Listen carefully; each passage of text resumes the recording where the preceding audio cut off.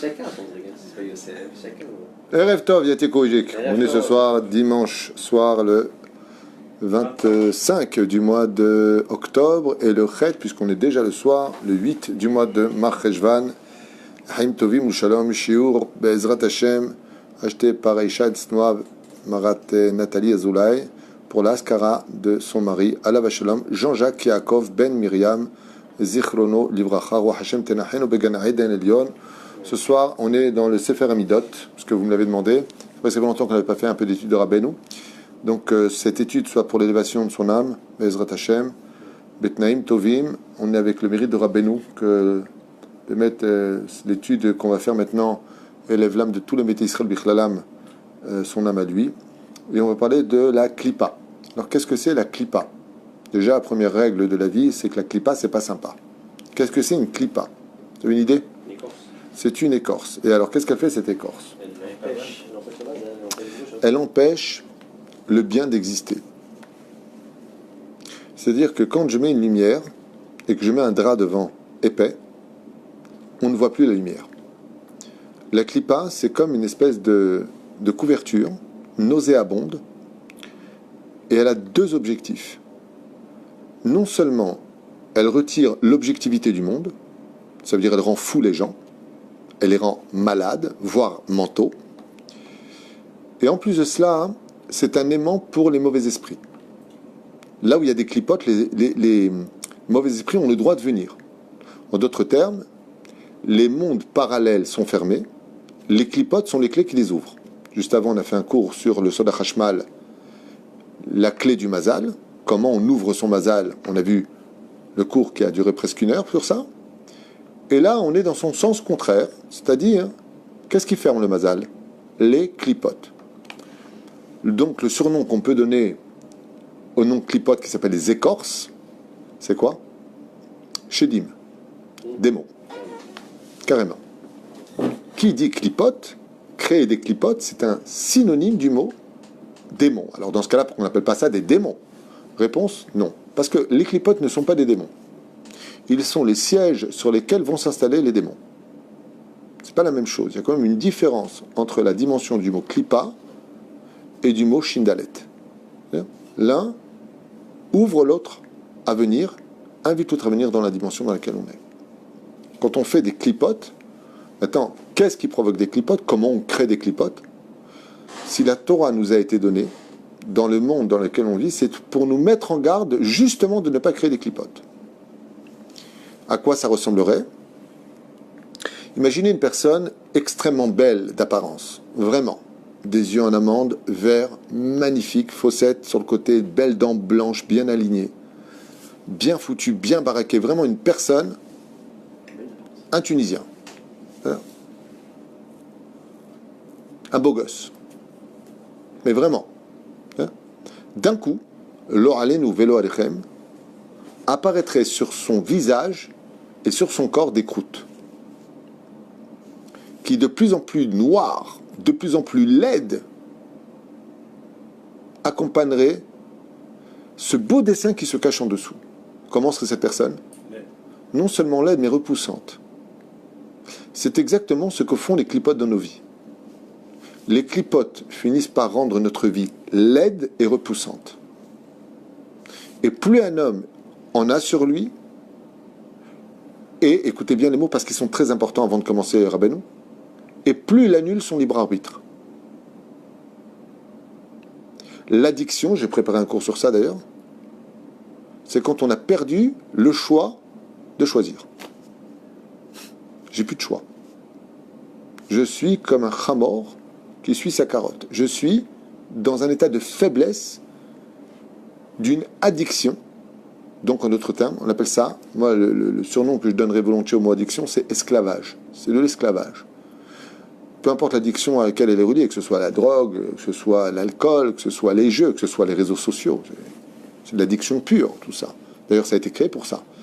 Les gens qui ont créé tous les réseaux Facebook et Twitter et ainsi de suite sont basés sur les systèmes psychologiques pour créer l'addiction. Et ils ont réussi. On ne peut pas vivre sans portable aujourd'hui. On peut, comme si que le monde allait s'effondrer si on n'avait pas notre Facebook et si on ne se prenait pas en photo toutes les 2 secondes. Truc de fou. Et ça, c'est les shiurs qu'on a préparés pour l'addiction qui m'a été acheté et demandé sur ce titre-là. D'ailleurs, je rappelle que quand vous achetez un shiur avec l'aide d'Hachem pour soutenir la Torah que nous diffusons avec nos avrechim et les familles que nous aidons et tout ce que nous faisons, vous pouvez aussi demander un titre d'un sujet si, bien entendu, il est dans mes compétences. Je ne connais pas tout. Quelle question? Ah, le mot klipa, on dit c'est négatif, mais à la base, les sages ils ont choisi le mot klipa. Le mot klipa c'est associé positif parce que ça protège le fruit. Une écorce elle est là pour protéger, donc il y a un côté. C'est pour ça que Dieu les a créés, parce que Dieu a créé les clipotes pour protéger une situation dans laquelle nous sommes. C'est-à-dire que la clipa à la base elle est positive, mais si tu la laisses en tant que clipa, mais si tu manges la clipa et tu jettes le fruit, qu'est-ce que tu as fait? C'est exactement ce qui se passe. Dieu a créé l'amour, mais autour de l'amour il y a beaucoup de clipotes, les incestes, différentes. Donc qu'est-ce qu'on a fait? On a pris le fruit qui se cachait, on l'a jeté. C'est-à-dire la vraie valeur de l'amour a été jetée, maintenant ça s'appelle l'acte bestial. Et on fait n'importe quoi, avec n'importe qui, n'importe comment. Donc on a pris la clipa. Maintenant le vrai danger de la clipa vient de son étymologie, de sa racine. Le mot clipa a pour racine le mot kal. Ça veut dire quoi en hébreu? Léger.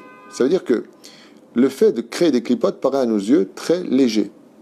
Le problème qu'on a des clipotes, c'est qu'elles existent dans tous les 5 sens que Dieu nous a donnés, et de qui plus est, la clipa a quelque chose de terrible. C'est qu'elle ne se crée pas forcément par l'action. Elle peut se créer par la parole ou par la pensée. Par exemple, l'otahmod shetrecha. Tu ne convoiteras pas la femme de ton prochain, ou une femme même libre dans l'absolu. Tu la convoites. Tu vas créer un issour de la Torah. Tu vas avec ta femme et tu penses à une autre femme. Tu vas créer une clipa. Cette clipa, c'est une tache noire qui pénètre la neshama. Je vais trop loin. Elle pénètre le nefesh, plus exactement, de la personne concernée. Le drame des clipotes, c'est que non seulement elles paraissent légères, kal en hébreu, kali, non seulement ça paraît léger, mais le pire de l'histoire, c'est que la clipa est un virus qui se transmet. Qu'est-ce que c'est une femme qui devient nida? C'est une femme empreinte d'une clipa très contagieuse. C'est pour ça qu'elle ne touche personne. Tant qu'on ne s'embrasse pas. Quand elle est nida, mais avec son mari, elle ne touche pas. Parce que la clipa qui est en elle est très contagieuse. Et comme tu l'as très bien dit, c'est parce qu'il y a une clipa qui a un fruit au milieu. Donc, quand elle est clipa, qu'est-ce qu'elle va créer? De cette clipa, quand elle est nida, elle va créer l'ovule qui va donner l'enfant. Ce qui fait que quand il y a des clipotes, il y a toujours un bien qui en ressort. Mais tant que la clipa est cadrée, voire carrément dirigée. C'est là. Le sang de la nida est interdit, le sang de la bétoula est permis le jour du mariage. C'est là. Tant que j'arrive à canaliser plus exactement ma clipa, elle est indigne de protection. Donc, oui, elle est valable. Mais si c'est elle qui me contrôle, chas veshalom, je deviens automatiquement esclave. Ce qui fait que toutes les personnes qui n'étudient pas la Torah automatiquement sont des usines de fabrication de clipotes. Il n'y a pas plus esclave au monde qu'un homme qui vit sans clipa. Quitte à vous déplaire, c'est une réalité que vous réaliserez ou sur terre ou après la mort. Un homme qui n'étudie pas la Torah, tu sais, quand ils te disent « Laisse-moi tranquille avec la Torah, les mitzvot, les halachot, ça, vous êtes des bœufs, vous suivez comme des moutons un système... » Je suis mort de rire. C'est exactement le contraire. C'est exactement le contraire. Quand on était chez Pharaon, où il n'y avait pas d'interdit de Nida, il ne faisait pas la Brit Mila, il n'y avait rien de tout ça, on était des esclaves chez Pharaon. Et quand on est sorti pour aller chercher la Torah, je me disais, ah, enfin vous êtes un peuple libre. Parce que la Torah va te libérer des clipotes, donc tu vas te sentir plus léger. Automatiquement, donc, tu vas être plus libre. Plus libre de pouvoir te déplacer là où il faut aller. Quelqu'un qui est rachat, rempli de clipotes, il ne peut pas faire teshuva. Pas parce qu'il ne veut pas, hein. Parce qu'il a trop de poids de clipotes sur lui. Il faut d'abord qu'il gêne, il faut d'abord qu'il casse quelque chose qui est en lui.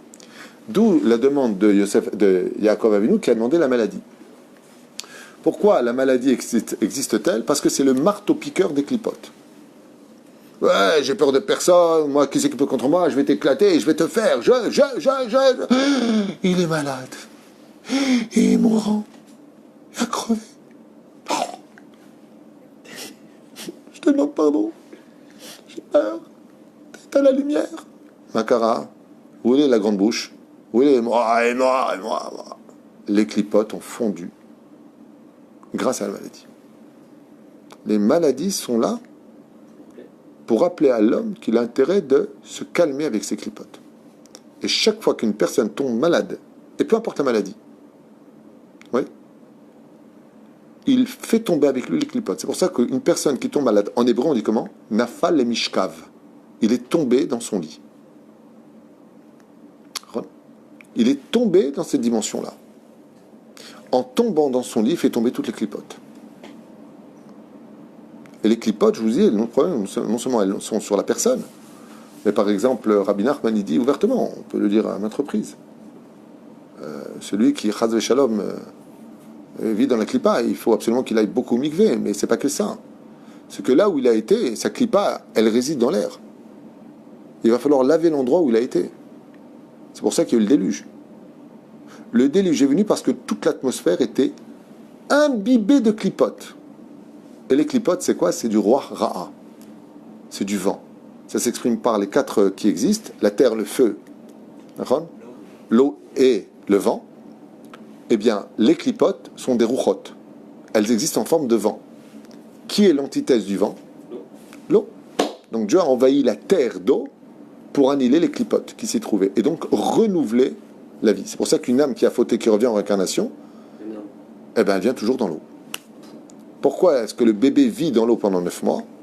Pour nettoyer de lui toutes les clipotes qui étaient précédemment son tikkun. Redémarrer à zéro. Varim pshutim qui sont très profondes et intéressantes. On commence avec Rabbi Nachman. Qui dit? Moreno arabe. Otiot ata machnim et klipot. Vous savez, très curieux que nous osions dire Baruch ata Hashem. Ouais, Dieu c'est ton copain. Ata ça veut dire toi. Quand tu parles à Dieu, Atem, on aurait dû dire Baruch Atem Hashem. On va dire ouais Atem ça veut dire quoi? Ils sont plusieurs? Non. Quand on parle à une personne très importante, on parle toujours au pluriel. Vous me permettez? On vous voit la personne. Ouais. Pourquoi Dieu nous permet cette proximité de l'appeler Ata? Rabbi Nachman, tu sais pourquoi? Parce que les lettres du mot Ata, ensemble, Aleph, Taf, E, c'est un code, c'est un mot codé qui détruit les clipotes qui sont autour de toi. Ce qui fait que comme une personne, elle fait des fois de la shonara, prête pour une pomme, ah, attends 2 secondes, après que j'ai fini mon lachonara, Baruch Ata Hashem, Rabbi Nachman il dit Ata machnim et klipa. Il va briser les clipotes de ta bouche pour que tu puisses prononcer le nom de Dieu. Donc, une des raisons pour laquelle, nous dit Rabbi Nachman, on parle avec Dieu au nom de Ata, Baruch Ata Hashem, Ata, hein, et pas Hata, justement, Baruch Ata Hashem, comme disent les Tunisiens, ils se trompent là-dessus. Eh bien, tout simplement, qui Ata machnim et klipot. Chidouche, tout est chidouche. Shmira le yoledet. Quand une femme est enceinte, il y a beaucoup de clipotes autour d'elle. Et une des clipas principales de la femme enceinte, c'est la inara. Chez Tirtob Klav Pasuk, Hashem Rama Yadecha Bal Yechezayun. Dans ce cas-là, Rabbi Nachman nous apprend qu'il est bon de demander à un sofer de prendre un clav quand une femme est enceinte, pour ne pas qu'il lui arrive des malheurs que les clipotes peuvent rentrer en elle, ou Chazve Shalom autour d'elle. Hashem, elle marque He, Hashem ou Yud Kevavke, Rama Yadecha, il élève sa main, Al Bal Yechazun, de peur qu'on le voit.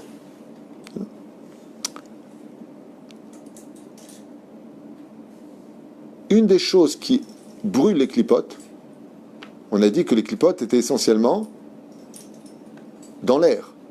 Ouais. Qu'est-ce qui brûle l'atmosphère? Le feu.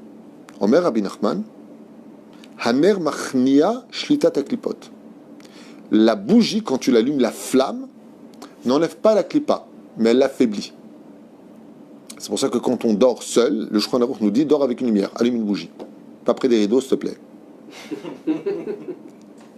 Tiens, on parlait du mazal juste avant. Rabbi Nachman nous dit Mazalo shel Adam, le mazal de l'homme. Tu vois, Rabbi Nachman apparemment il étudiait aussi ce que j'ai étudié. Enfin, j'ai étudié ce qu'il a étudié. Enfin, un truc comme ça. Non, c'est fou. Mazal shel Adam, mazalo shel Adam, shomer et Adam miliot nizok. Grâce au mazal d'un homme, il est protégé des fois des clipotes. Grâce à son mazal, qui brille plus que d'autres. Une des raisons d'ailleurs que je vous ai pas dit tout à l'heure, mais celui qui veut un meilleur mazal dans la hitbo des doutes, de parler avec Dieu, on a le droit de lui demander d'augmenter notre mazal. Moi je le demande toujours à Hachem. Sans mazali, que Zohar Rakia. augmente mon mazal pour que je puisse mieux te servir. Pas Stam, le mec il a le meilleur mazal, après ce que tu vas faire avec. Tu vas aller à Tahiti ou alors tu vas dire Haïti. C'est un jeu de mots. Ashiva kolot shamar David Amelech al hamayim bediburan machnim et haruach ra. Et c'est quoi ces diborot dont tu parles?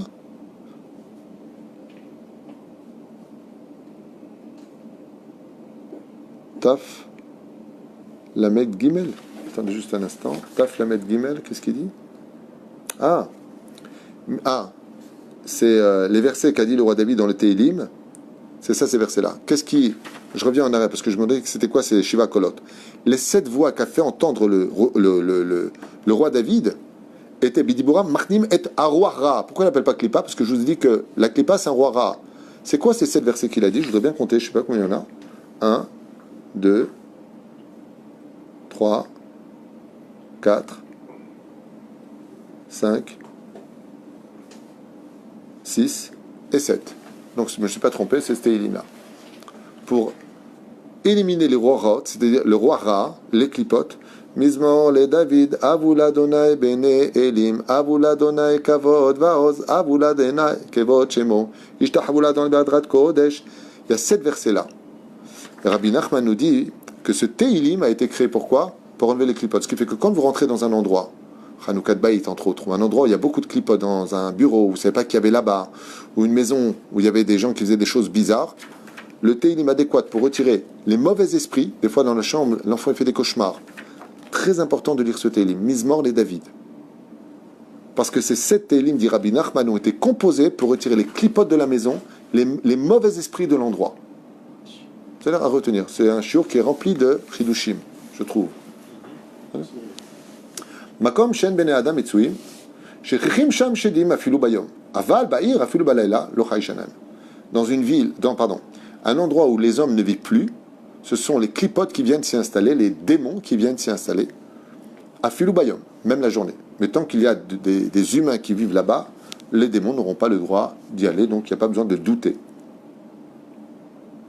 C'est toujours du côté du nord que se dévoilent les démons. Donc je vous ai dit pourquoi par le démon maintenant, parce que c'est c'est le siège des clipotes. Zgoula l'evrer ruach mituma l'écro parachat noir.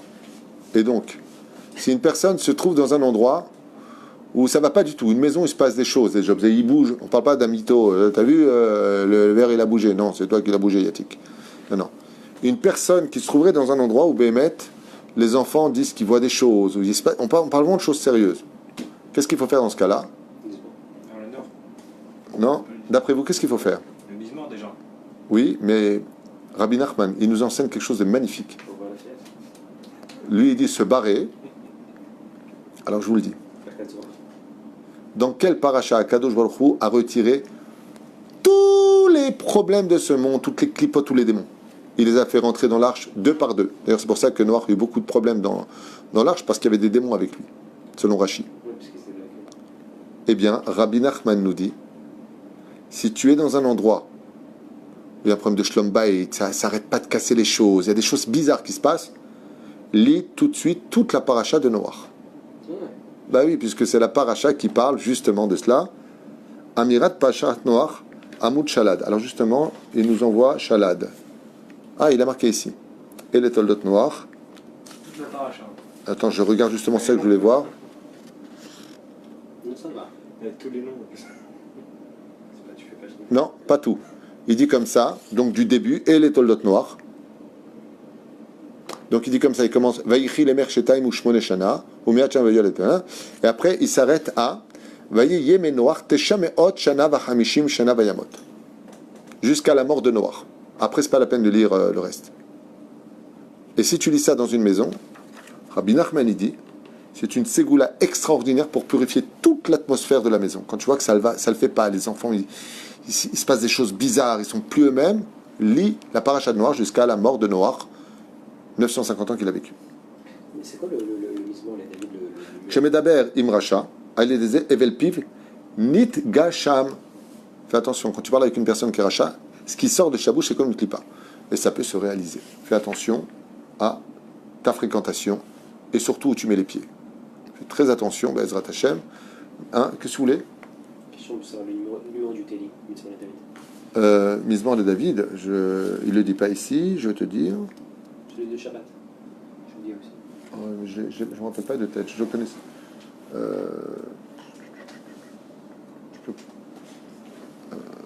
Non, c'est pas un télim, ça. Je ne sais pas où est mon télim.